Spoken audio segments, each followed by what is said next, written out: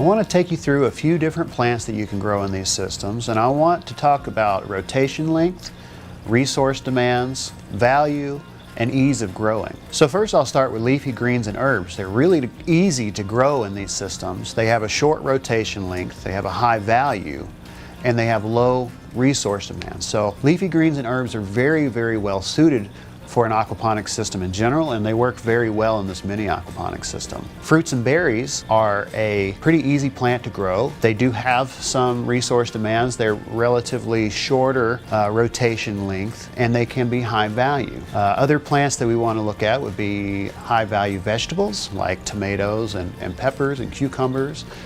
Sugar snap peas. They have sort of a longer rotation length with a bit higher value. They do have a high resource demand, but they're fairly easy to grow. Flowers are another thing that you can grow in these systems. So if you wanted to grow roses or nasturtiums or some sort of other flower year-round, you can have those in these systems. They're sort of a medium rotation length crop. They do have some higher resource demands in terms of potassium and those sorts of things, and they're only sort of a medium difficulty to grow. Other plants that you might look at would be some of the lower value grains and larger fruits and vegetable type crops. So like I said, they have longer rotation length, they require a lot more resources and to be able to grow those.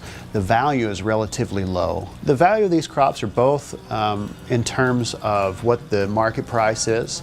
And the fact that you can grow these plants indoors year-round would allow you to be able to recapture some of the expenses of this system for producing it for yourself rather than going to the grocery store and buying a similar product that's fresh. So you can have a locally produced product that doesn't have to be shipped in from Mexico or South America. You'll be able to produce it yourself and be able to have a really good high quality crop come out of these systems. Another issue these days is that less and less people know how to garden. They don't know how to grow plants that much. So growing plants in a system like this, you're able to teach young people how to be self-sufficient and also some of these natural processes and how they work and be more connected to their food. So in terms of leafy greens, we're looking at things like lettuce and basil, cilantro, kale, other types of leafy green crops that you can eat.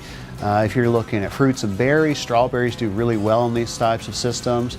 You might look at something like raspberries. You could even grow watermelons and larger crops like that, but it takes a lot of space and resources to grow those. But in terms of some of those lower value, higher resource crops, things to avoid would be things like corn or soybeans, wheat, those sorts of things. Potatoes you can grow in here, but there's not a whole lot of space for those to grow. Other types of rooting crops like carrots, you can certainly do in a system like this. I've seen it done.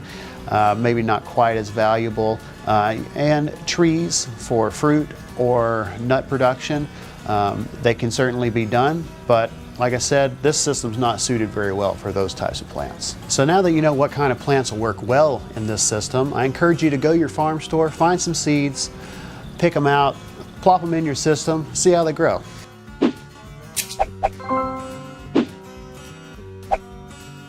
And read it again up against our color chart here to find out what concentration of ammonia is. So that's total ammonia nitrogen.